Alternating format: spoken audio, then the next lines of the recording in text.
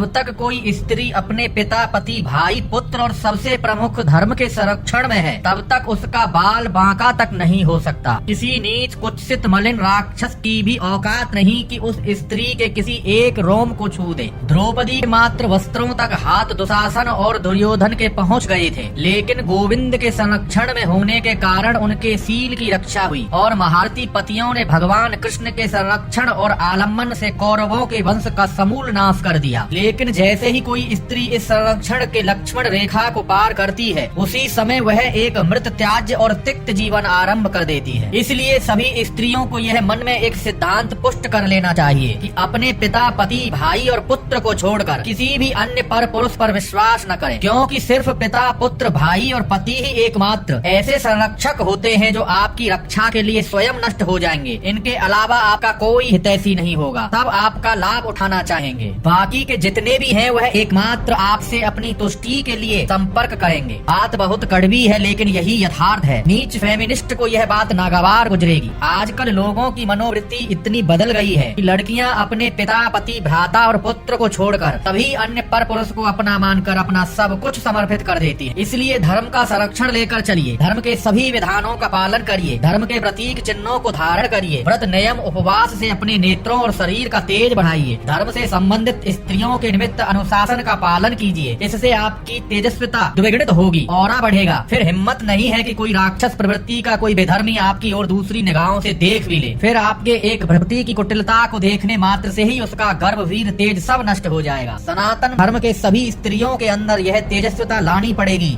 तभी वह 35 टुकड़े होने से बच सकती है। अन्यथा लाखों कृष्ण और राम भी रक्षा नहीं कर सकते। द्रौपदी की रक्षा इसीलिए हुई थी क्योंकि वह महासती थी, परम पवित्र थी, तेजस्विता की खान थी। संकल्प में ऐसी अद्भुत शक्ति की पृथ्वी के बड़े बड़े महारथी असंख्य रूप से विनष्ट हो गए। वह आप सभी को लाना होगा। आजकल मंगल और सौभाग्य सूचक प्रतीक चिन्ह धारण करना स्त्रियों के लिए अपमानजनक बन गया है। तिलक, माला, कलावा, सिंदूर, मंगलसूत्र आदि धारण करना स्त्रियां अपना अपमान समझती हैं। यह नहीं समझती कि यह मात्र चिन्ह नहीं बल्कि उनके अस्त्र शस्त्र हैं। यह सुदर्शन के समान है। आजकल विडम्बना यह है कि अपने धर्म, पिता, पति, भाई, पुत्र को दुत्कार कर हर ऐरे गहरे कुत्ते, बिल्ली, सूकर की बात आजकल स्त्रियां मानने लगी हैं। और इतिहास साक्षी है कि जिन्होंने भी अपने धर्म, पिता, पति, भाई और पुत्र से द्वेष किया है वह 35 टुकड़ों में कटकर या तो सूटकेस में मिली या फिर फ्रीज में।